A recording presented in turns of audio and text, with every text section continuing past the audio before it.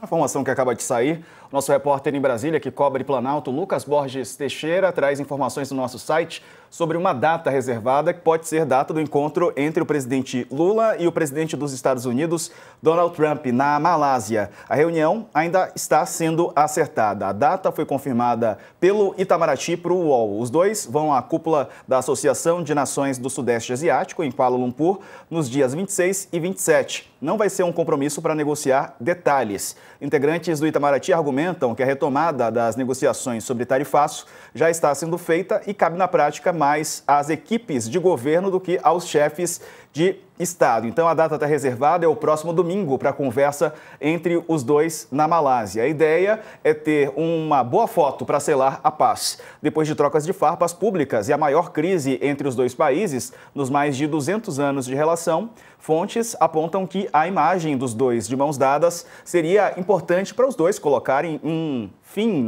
uma pedra nessa rusga. Se ocorrer, este será o primeiro encontro formal entre os dois. Houve aquele informal, na Assembleia Geral da ONU, em que pintou uma química. Desde então, os países têm conversado. Vieira se encontrou com Rubio, o chanceler Mauro Vieira se encontrou com Marco Rubio na semana passada. Nós acompanhamos e trouxemos informações aqui, Sakamoto. Então, próximo domingo, encontro entre Lula e Trump na Malásia. Pelo menos a data está reservada.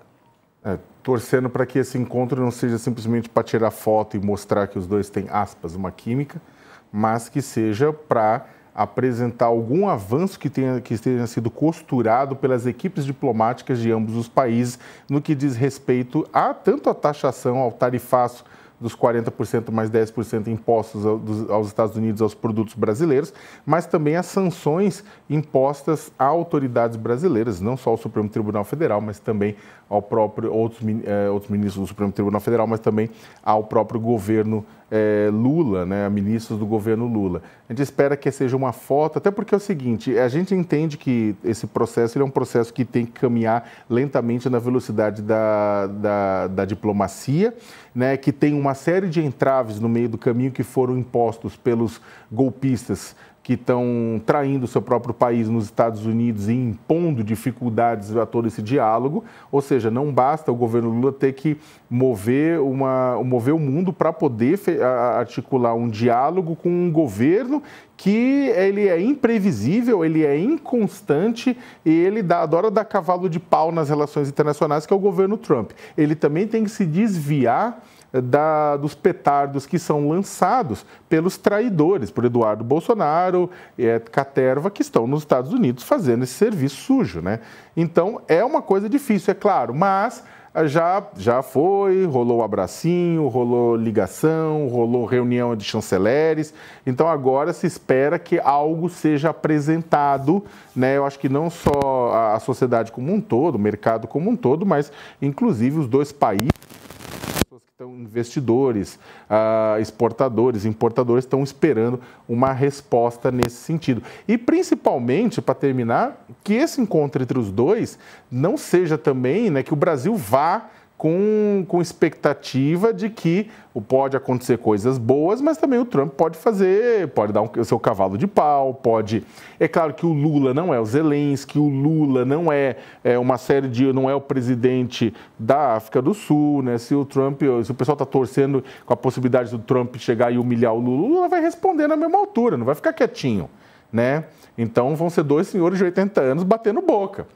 Mas o Lula responde, O Lula não vai ficar quieto e falar, sim, senhor, porque eu preciso das suas armas, Então, ele vai responder. Então, esse é o ponto também. Acho que o governo Lula está um pouco atento que muita coisa pode sair de um encontro como esse, inclusive nada. E aí, Dani? Domingo, então, a data está reservada, A ver o que acontece. Deixa eu fazer aqui uma correção. Por Foi favor. um telespectador que avisou nossa querida Carla Araújo, ela me avisou. Eu cometi um erro aqui, gente. O Jorge Messias é da Igreja Batista. São como explicou o Sakamoto, o universo evangélico, ele não é monolítico, não. Pelo contrário, não da Assembleia de Deus, como eu disse. A própria Assembleia de Deus tem vários troncos, O pastor que posou com o Lula é um dirigente de um dos mais importantes troncos, mas o Messias é da Igreja Batista. Então, fica aqui o Jorge Messias, o advogado-geral da União, favorito para a indicação que Lula terá de fazer ao Supremo Tribunal Federal. Voltando para o tema, as informações que eu tenho são de que a interlocução avançou bem com a Casa Branca, tá? Avançou bem com a Casa Branca, a ponto de ter se chegado nessa informação obtida pelo repórter do UOL, certo? De reservar o domingo para que essa conversa possa acontecer na Malásia. Então, assim, o cenário está muito mais favorável a um entendimento do que a uma eventual discussão, como estava aí ponderando o Sakamoto. É óbvio, né?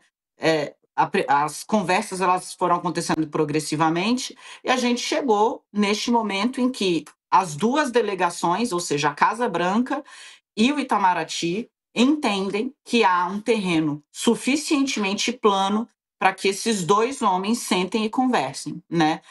De novo, o Palácio do Planalto, num primeiro momento, tinha reservas, pegadinha, não sei o quê, a coisa ainda está sendo tratada com muita cautela, mas há, por parte dos diplomatas do Planalto e do Itamaraty, e também dos que atuam com Donald Trump, a percepção de que a coisa está suficientemente aparada para que eles possam sentar e conversar. Trump vem num movimento progressivo de agressões, a gente deve falar disso em algum momento, né? Agressões retóricas, em alguns casos, né, militares mesmo, à Colômbia e também à Venezuela. O Brasil é a maior democracia do continente sul-americano. Os Estados Unidos, a maior democracia da América do Norte, né, do continente. Então, o Lula, inclusive, usou isso na conversa. Nós somos os presidentes, os líderes das duas maiores democracias das Américas. A gente precisa sentar para conversar. Tem todo um contexto aí que coloca o presidente do Brasil como líder não só do Brasil, mas porta-voz de uma ação menos, digamos,